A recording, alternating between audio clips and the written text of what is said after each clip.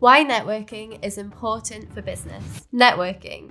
It fills most people with dread, probably based on some terrible experience of a very salesy networking event. But it doesn't have to be that way. In this video, we're going to tell you why networking can lead to great things. We'll explain the benefits of networking and the opportunities we've personally experienced. We'll show you how to create your own elevator pitch so you never have to worry about the dreaded "what do you do?" question. We'll encourage you to get network famous, explain the importance of a good follower. We'll look at how you can use masterminds, and we'll share some of the best places to start networking if it's your first time. The video is split into 6 chapters, so you can hover over the time bar to skip to the chapter you'd like to watch.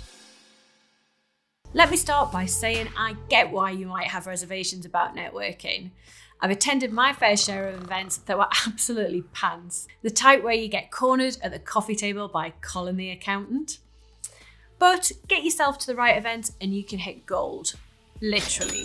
A few years back, I attended an industry networking event and started chatting to a lady who turned out to be the graduate recruitment manager for a big insurance company. I shared with her my previous experience with large-scale mock assessment centres. I know, super niche, right? Well, as it happened, her uncle was a professor at a university who wanted to do something similar with his students.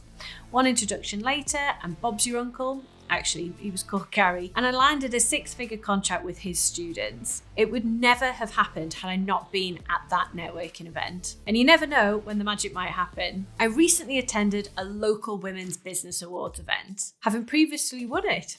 Go me. I was happy to support the event, but I didn't expect anything more than a nice morning out of the office. Again, I got chatting with another speaker. She liked what we were doing at Moja, and later that month signed up as a retained client. Networking events provide fantastic opportunities to grow your business, but you've got to be in it to win it. It's a bit like dating. You'll never find that perfect partner sat in your pajamas watching Netflix. The best connections happen when you put yourself out there, meeting lots of new people. When someone asks what you do at a networking event, it's important to have a pre-planned introduction to what you do. It's called an elevator pitch. So called because it should be short and impactful enough to convey what you do in the time it takes to take an elevator ride. I've yet to give a pitch in an elevator, but I do use my own elevator pitch all the time.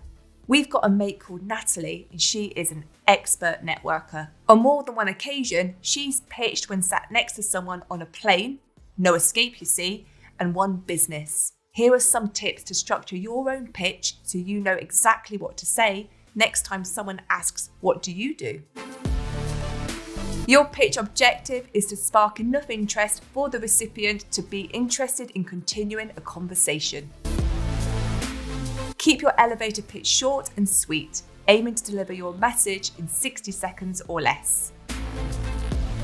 Your pitch should not contain your entire value proposition. If you put too much into it, you will sound like you're desperate and selling. Be positive and persuasive. You want to say who you are, what you do, and what you want to achieve, delivered in a positive tone.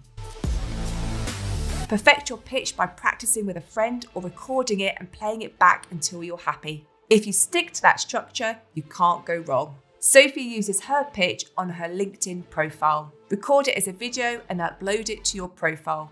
It must be shorter than 60 seconds to upload. If you'd like more info or help with your pitch, get in touch with us at Moja. We've got a template you can use, which we'll link below the video. If you network well, it won't be long before you start getting recognised. One day you'll be speaking at an event or speaking on the phone with a prospect, and they'll say something like, "Hey, didn't I see you at such and such event?" I've had this happen quite a lot. Weirdly, I even had a giggly client express that they felt like they were talking to a celebrity. I nearly burst out laughing when I realised that they meant me. I mean, seriously, if only. But the point is, that feeling, the one where they felt like they already knew me, was incredibly powerful, and it helped to close the deal. And it's all because they'd seen me at different events and the content that I've been sharing on socials. So give it a go. You could be network famous in no time. The best results I've had from networking events have come from the follower. I always make sure to follow up with key connections that I've met at networking events. Speed is the key, so they remember you. I tend to start by connecting with them on LinkedIn, referencing where we met in the message. If you said something like, "We must catch up for a coffee," then don't forget to schedule it. One big no-no when following up is to go in with a sales pitch. Everyone hates that, and you'll most likely get ignored. You wouldn't dream of proposing on a first date. So please, do not be that person in the LinkedIn DMs. Masterminds. If you haven't heard of them, they're a great way to network. It's typically a small group of people who meet in person or online with a set goal or common interest. They usually require some form of commitment that underpins the chances of you and the group succeeding. In a mastermind group, the agenda belongs to the group, and each person's participation is key. Your peers give you feedback, help you brainstorm new possibilities, and set up accountability structures that keep you focused and on track. One of the biggest benefits of joining a mastermind group is that you create a community of supportive colleagues who will brainstorm together and gain tremendous insights that can improve your business. By aligning yourself with people who are on your level or at a similar stage of business journey as you, you will have access to their network. This is brilliant. You'll find they naturally connect you to people that are useful as you will do for them. It's a win-win. If you're thinking of giving networking a go, it can be difficult to know where to start.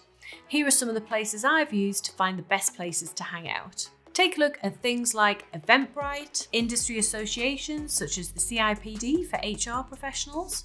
You can ask your current network, industry conferences, social media, look at local business publications, Chamber of Commerce website, or you could even host your own. The key point here is to go and find events that are relevant to you and your industry, and not only find those events, actually go to them. Whether you are an introvert or an extrovert, I hope this video has given you the confidence to give networking a go. Some of my best opportunities have come from putting myself out there and meeting new people. I know there is this fear that people can be annoying, but honestly, the vast majority of people I met at these events are interesting, helpful business owners who can help you grow your brand and your business. Remember to be open to opportunities that come your way, and start saying yes to invitations so you can assess which events work best for you. If you'd like any more information or help with networking, don't forget to get in touch with the Moja team, who will happily point you in the right direction. Thanks for watching.